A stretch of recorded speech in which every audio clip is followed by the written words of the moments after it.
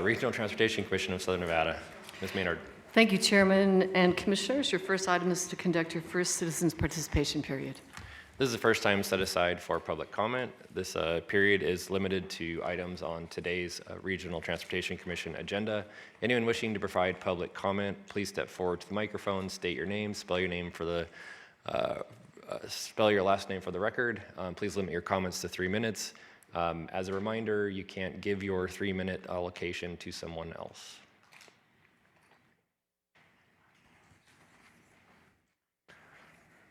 Seeing no one, we'll go ahead and close the first public comment period and turn it back over to Ms. Maynard. Thank you, Chairman. The next item is to approve your agenda. It is in order and ready for approval. All right, I'll entertain a motion to approve the agenda. Motion approved. There's a motion to approve the agenda. All those in favor? Aye. Aye. Any opposed? Motion carries. And also just note for the record that a couple of our colleagues are not able to be here because they are at other meetings of the Board of Health. Thank you, Chairman. The next item is to receive your CEO report. And first, we would like to recognize and honor transit operator Alejandro Maymot. To present this item, we have a video from Senior Director of Transit Services, Sabrina Glenn. And they'll go ahead and watch.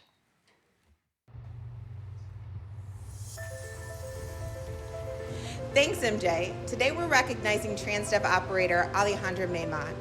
While en route, Alejandro noticed an elderly woman crying in the back of his bus. He got up to check on her, and she told him that she was traveling from Mexico and that she'd been robbed before boarding. She was lost, and she had no way to contact her family.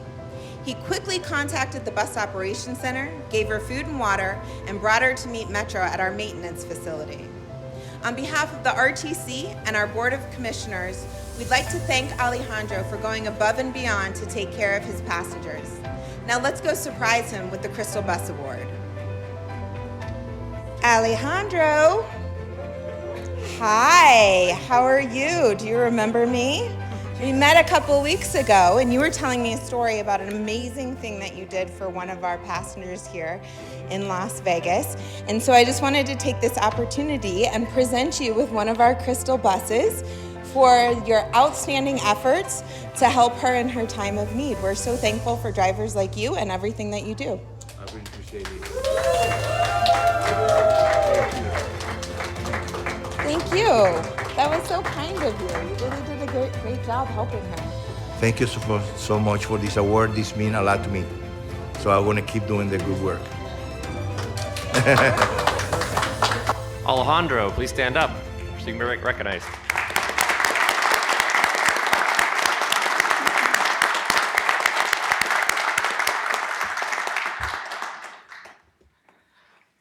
What a hero. What a hero. Okay, so next we are going to talk about RTC Superstars of the Quarter. The next person that I'd like to recognize is a positive force on their team. They have stepped in to help on projects and provide training to new coworkers. In addition, they have taken the initiative to lead the panic button installation project for their department, supporting the rollout of new safety devices for our transit operators. They coordinated with the contractor, prepared equipment for installation, and oversaw the testing process to ensure system functionality. Their attention to detail and follow-through have been instrumental in completing many important projects for their team, which will ultimately improve safety for drivers and public alike. And our first Superstar of the Quarter is Demetrius Blocker, and he's here. He's awesome. Let's see. Demetrius, are you here? Come on down.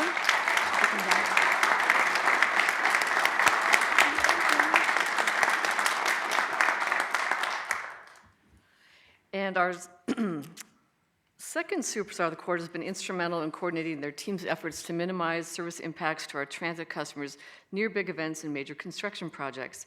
They supported their team's efforts through New Year's Eve, the Consumers Electronics Show, Super Bowl, and the Las Vegas Marathon. Additionally, they ensure the bus stop closure database is updated daily with construction impacts, obviously a very big job, especially in the early part of the week when most of the construction work has changes that need to be communicated to our customers. And the second Superstar of the Quarter is Ms. Brooke Snow.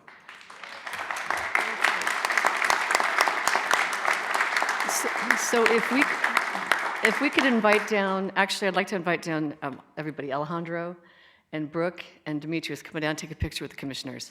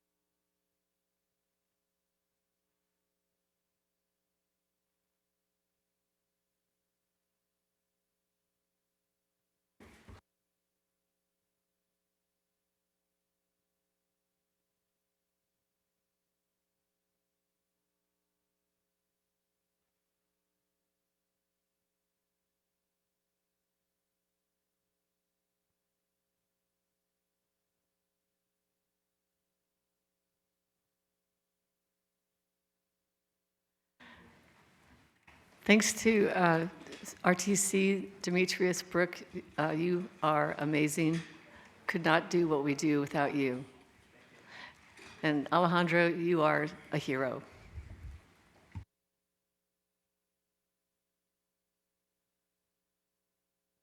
We are. The RTC is what it is, not really because of me, it's really these employees that do all the hard work, so thank you. Okay, so next I'd also like to recognize another RTC staff person who's really amazing, works behind the scenes and does great things.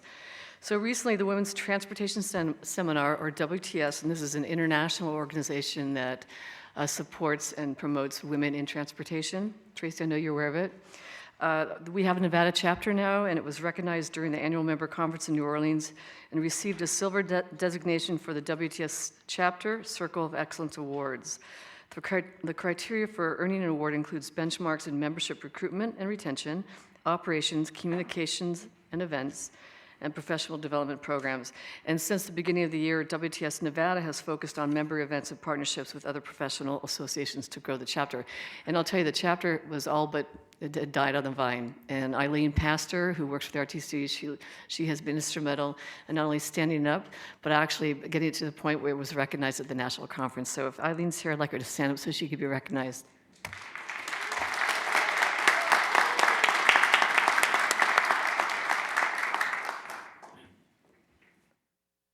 And finally, I'm proud to note that yesterday, our own Deputy CEO, Angela Castro, was recognized by the Clark County Board of Commissioners during National Asian American, Native Hawaiian, and Pacific Islander Month for her contributions to our community. As you're all aware, Angela is simply amazing. She has passion not only for our agency, but for the entire community, and she's undoubtedly helped the RTC achieve many of the accomplishments under our belt. So Angela, congratulations. We are so proud of you, and we could not be more blessed to have you on our team.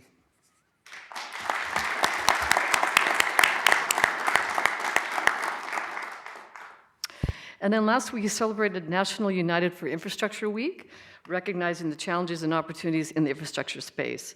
We kicked off with a story in Monday's Las Vegas Review-Journal, followed up by an update to key businesses and stakeholders in the Maryland Parkway Bus Rapid Transit Corridor. As we once again partnered with the Latin Chamber of Commerce to facilitate business connections between small and diverse businesses and prime contractors. We provided the sold-out crowd with an update on the RTC's state of transit and roadway funding, followed by an insightful panel discussion with some of the brightest minds in our transportation industry. So here's a short video that recaps the week's events.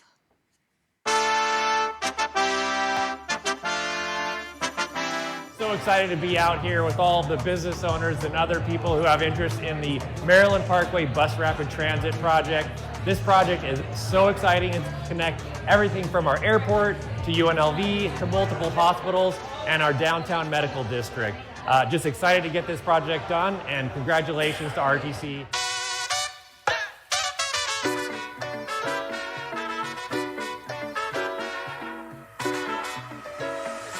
Here at Infrastructure Week with the Latin Chamber of Commerce.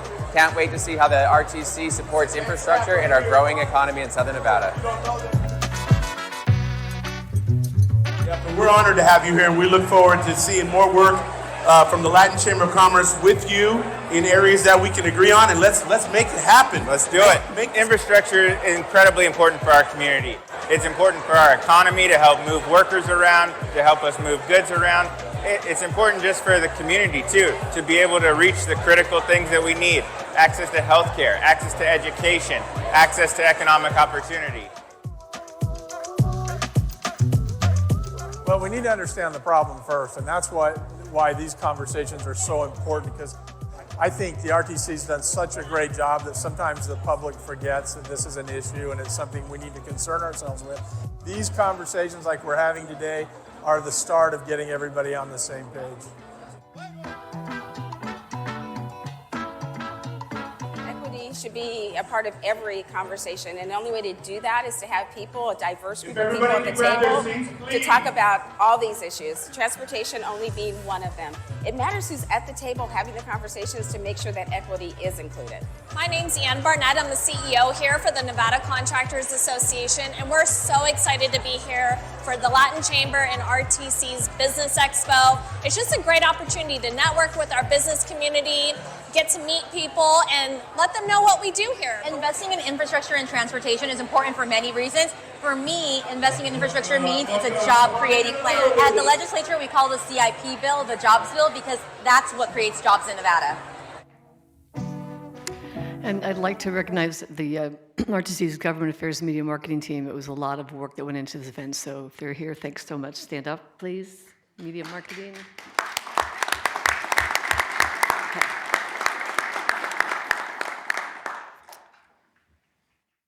The RTC is also celebrating National Bike Month throughout May by participating in various events and activities that encourage bicycling. So we kicked off Bike Month at First Friday with our RTC Bike Share team, where they shared information about our stations and the exciting duck hunt happening all month long. Dave, what's the duck hunt? We'll have to talk about that.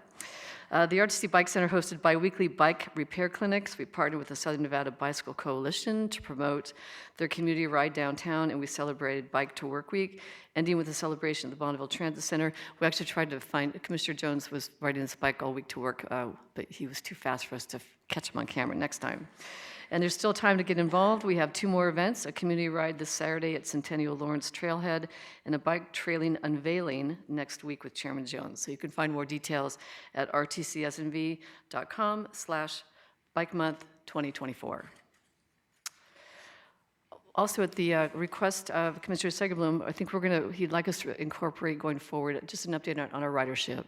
And so lastly, we're going to provide you with a monthly transit ridership update moving forward compared to, it'll be a month-over-month, year-over-year comparison. For your awareness, based on the timing, sometimes the data were about a month behind. So looking at March 2023 versus March 2024, you can see that our residential transit service is up 4.2% year-over-year. We are about a little over 85% of where we were pre-pandemic, and our on-demand service is up 110%, and at the same time, our strip ridership was down by 23.4% during the same period. And I do want to point out that, if you look at the rolling 12 here on the ridership in the resort quarter, it really is based on what's happening, the number of conferences in town, the conventions, construction impacts, and again, it's sporting events, et cetera. So if you look here on the screen, you can see it's not a straight line. It really reacts to, again, what's happening here in Las Vegas. And before I turn this back over to the Commissioner, I would like to recognize, I don't know if we have a picture we can show, but let's see. We were fortunate enough to have a very wonderful employee named Lazaro Barone, who is related to our own councilman. He passed away unexpectedly. He was a beloved member of our FAST team, and we just want Councilman Barone to know how much we miss him and all of the good work that he did for many years here at the RTC. I think we're trying to find a picture, and is that it? Okay. So. Well, Chairman, if you'll allow me, and I appreciate, of course, the indulgence of my colleagues here. That's like a little remembrance shrine of my brother. That may or may not be like the best picture, but that's the picture that he had here when he was part of his team. My brother was actually a team member on the FAST. He was the guy who used to say, yeah, you might be Mr. Councilman and all this, right? But I can make magic. I can make the lights go on and the traffic lights go on and off. Can you do that? No. It was an ongoing joke with us. And he passed away very suddenly. He was supposed to retire here in October. He wanted to extend because he said he wanted to beat inflation. But of course, I told him, you can never beat inflation, and you should enjoy. Well, I guess he's proceeded in retirement before me. I wanted to take the time here more than anything else to thank his crew in particular, and of course the entire RTC family, who really did a lot to come around and help us out in this very difficult time. And that's why I don't like to miss. I never miss anything. Matter of fact, I just retired from the school district, and I'm walking away with 230 sick days because I never miss. When I'm hunting, I never miss either. But I don't miss from work. I don't miss from work, and I had to miss our previous meeting. But my brother was pretty much a lot like me. I guess he hardly ever missed as well. And besides thanking, I want you guys to understand just how much RTC meant to him. In his little box of treasured possessions, there was actually an award that he got as a member of the FAST team. The FAST team won, I think, a service award, and he kept the little glass thing, right? I don't know what you call it, the little holographic award. He kept that, and it was one of his most treasured possessions. I forgot to bring it so I could show you guys, but you know, I forget a lot of things as time goes on. But I won't forget the kindness that his team and I mean from the executive level all the way down to his coworkers. And the most touching thing, it sounds silly, but the most touching thing was, I really appreciate that his supervisors, they didn't fly his position until after we put him to rest. And it doesn't sound like a lot, but I do appreciate it. Thank you. Welcome. And that is your C report. And thank you, Councilmember Rowan. Our thoughts and prayers are definitely with your family right now. We appreciate you. Thank you. Okay, all right, Chairman. The next item is to receive the Nevada Department of Transportation Director's Report from Director Tracy Larkin-Thomason. Good morning, everybody. Whoops, there we go. This month, the week of May 6th to 10th, was Nevada State Employee Appreciation Week, and I want to give a shout out to the NDOT team, and I recognize I'm biased, but it is obviously the best state team we have. But I also want to point out this is also the month where we acknowledge Public Works Appreciation, and we don't make this the best transportation network without our partners. So I want to give a shout out to all the Public Works employees. Earlier this month, late last month, April 22nd, we officially broke ground on the nation's high-speed rail system on Brightline. The groundbreaking included remarks from U.S. Transportation Secretary Pete Buttigieg, Brightline founder Wes Eddings, our governor, and senators and congressmen from both California and Nevada. More than 600 people, including union representatives, project supporters, and other state and local officials from California and Nevada attended, and I want to thank all of you who came there to celebrate and support with us. Tropicana continues. It is on schedule. We are rebuilding now the southern half of the Tropicana overpass. The deck pours for the southbound flyer to eastbound Trop are happening now, and we'll be pouring the footing for the I-15 southbound on-ramp in mid-June, and starting the crumb rubber overlay at the I-15-215 interchange in mid-June as well. We are watching that very closely because it has a very tight temperature specification, and it's getting warm out there. On the next one, the 515, we will soon see a little bit of relief of actually having a project completed. The barrier rail to be removed from I-15 mainland is happening now. Rubberizing the surface overlaying on I-15 begins in early June. The Charleston Boulevard traffic realignment to a football traffic move to the outside lane configuration has already happened, and open grade and on Charleston and Charleston ramps should be completed by the end of May. The landscape and aesthetic features are ongoing, so Mayor Goodman, some of those cones will disappear. And last, we just want to acknowledge we do have an honorary naming of the highway for fallen law enforcement and first responders who die on the line of duty.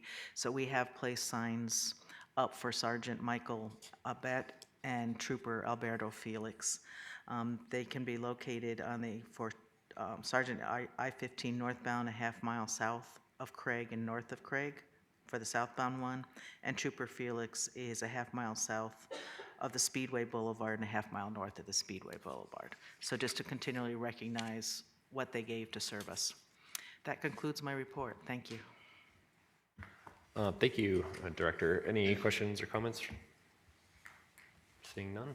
MJ. All right, Chairman, the next item is to approve your consent agenda, which consists of items 5 through 52 and can be taken in one motion. I'll entertain a motion.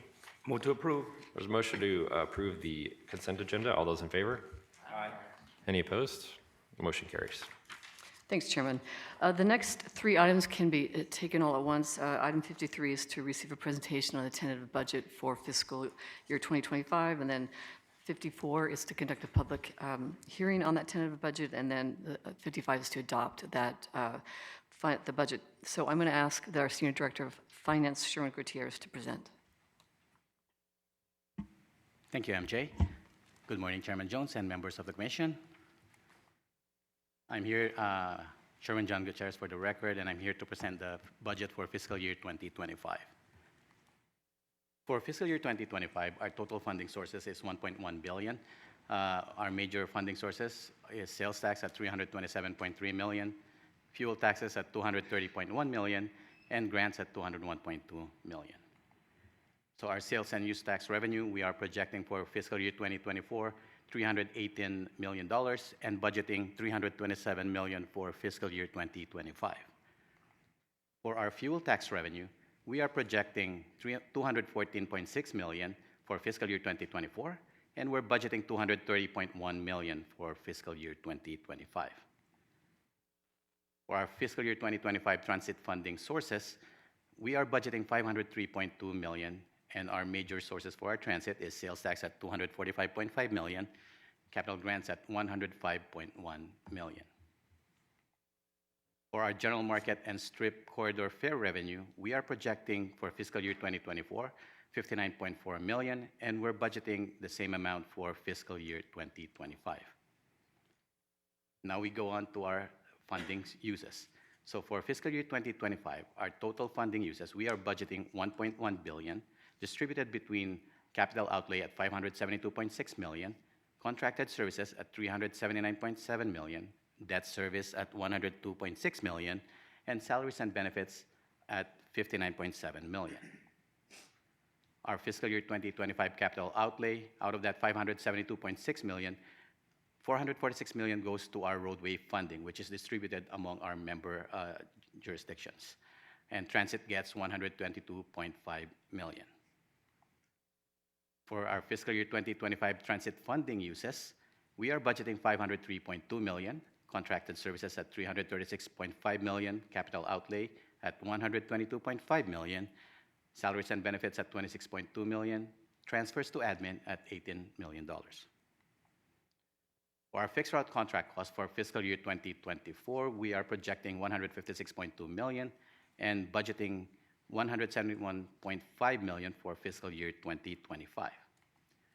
For our paratransit contract cost, in our last meeting, we presented a projected amount of $52.9 million, and we budgeted $54.8 million. And during the last meeting, we amended a contract with our MV. So now we are projecting $59.7 million for fiscal year 2024, and we're budgeting $66.9 million for fiscal year 2025.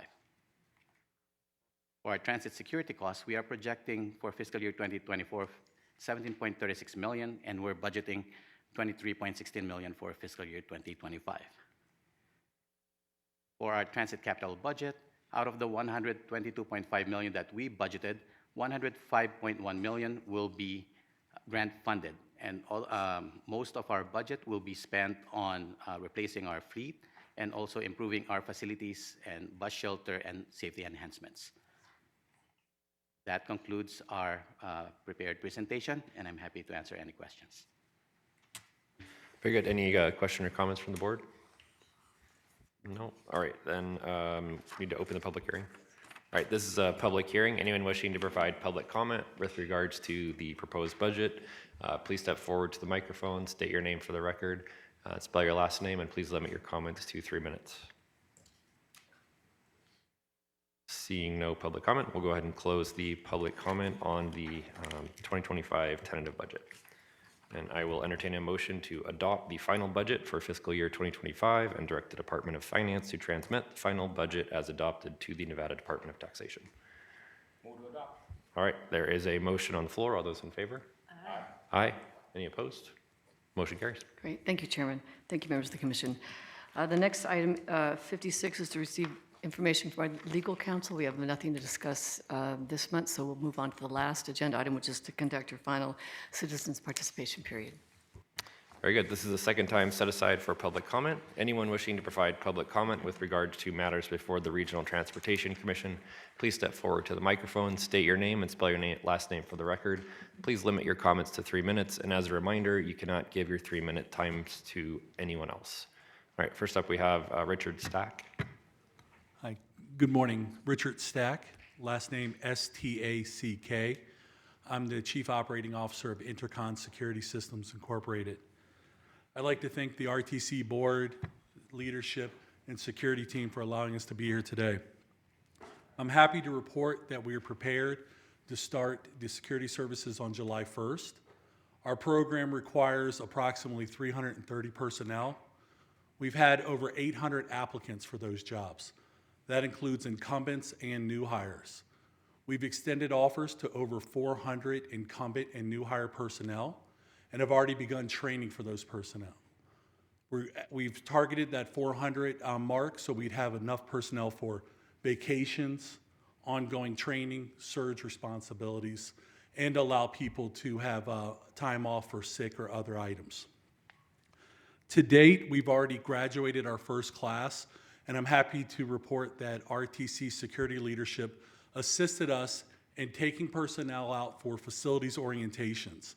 So over the last several days and over the next several weeks, you'll see many of our security officers. They will not be in their uniform yet, though, just to be out there and observe the operations in the environment they're going to be in. So we've already had our equipment start to arrive and our uniforms. So I see no issues with our transition on July 1st. Thank you. Thank you, Mr. Stack.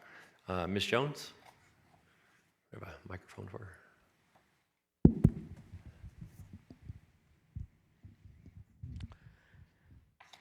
My name is Shelley, S-H-E-L-L-E-Y, Jones, J-O-N-E-S. And I just want to say that I really like the Silver Ride program. I like the paratransit program. I like the USERV program as well.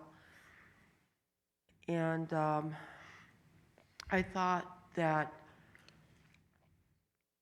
the people from Henderson were going to be here today, but evidently they're not. But I do want to comment on that.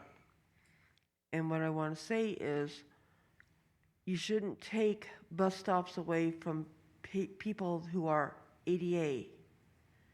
It's hard enough for a wheelchair to push themselves 20 minutes away to another stop just so they can catch a bus, and that's not fair. It's not right. You wouldn't be able to last in their shoes for 5 minutes. They have enough struggles as it is.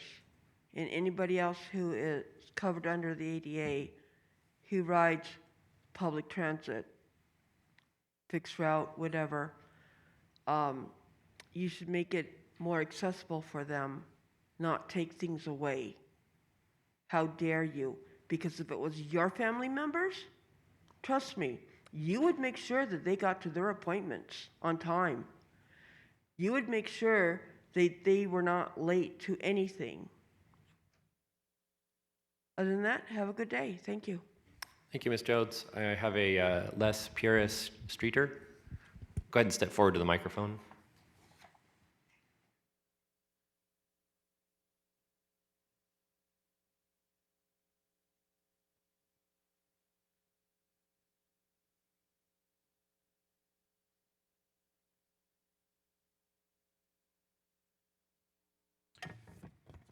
Good morning. My name is Leigh Pierce Streeter. I stay at 23 East Texas Avenue, Anderson, Nevada. I'm here to talk about the bus stops the young lady was talking about as well. I have filed an ADA complaint with the City of Henderson and also with the RTC. I have gotten a response from the City of Henderson's ADA person, which basically was asinine as far as what he said in the response. I was supposed to get a response from the RTC as of yesterday, and I did not get a response from the RTC at all. I have copies of information I want to get to each of the board members to kind of see what's going on. We have a problem where we don't have direct access to the bus stops because they were taken away from us. It affects the seniors, it affects the disabled, it affects the handicapped, and it also affects homeless people who use that areas, the bus stops, to come to eat and to socialize with each other. The main thing is that we have to travel an extra 3/4 of a mile, either north or southbound, in order to take the RTC bus. And that's very troubling for many of us seniors who have difficulty trying to get around at all. I'm on a cane here, okay? I have to walk an additional 3.5 blocks to go to the bus stops in order to go either further south or further north, and it's disheartening. I think we need to look at the situation, and MJ, I have submitted information to you as well, okay? This is the first time we've met, but we have corresponded over the years about issues that I brought, up to the RTC.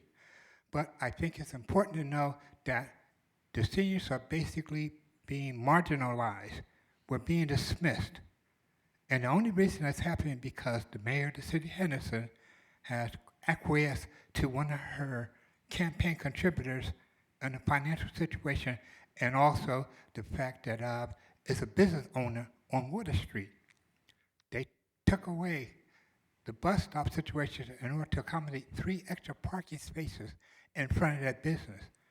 3 parking spaces at the inconvenience of the citizens of the city of Henderson. I live in the senior citizen complex right there at Pacific Pines. Many of my colleagues, fellow residents, also utilize that bus service, and now they have to also travel an additional 3.5 blocks in order to take the bus. It's going to be hot out there. We're going to be dealing with 90, 100, 110-degree weather. You're going to have a bunch of seniors that may be fainting before they get to the bus stop. So I think it's deplorable that that bus stop was taken. In the comments that was made by the city of Henderson, they blamed. If you can wrap it up, sir. They blamed the RTC for a closing situation. They took no responsibility as far as the closure. Neither the RTC or the city of Henderson held any public hearing prior to closing that situation. There was no notification. The seniors were taken totally off guard. And I think it's totally insane that we had to go through that situation and suffer the way we have. Thank and you. I want to make sure this information Well, gets if you can pass it over here, we'll be happy to take a look at it. Thank you Thank very you, sir. much for your time. Anyone else wishing to provide public comment? Seeing none, we'll go ahead and close public comment, and we are, sir? No. Okay, then we are adjourned. Thank you.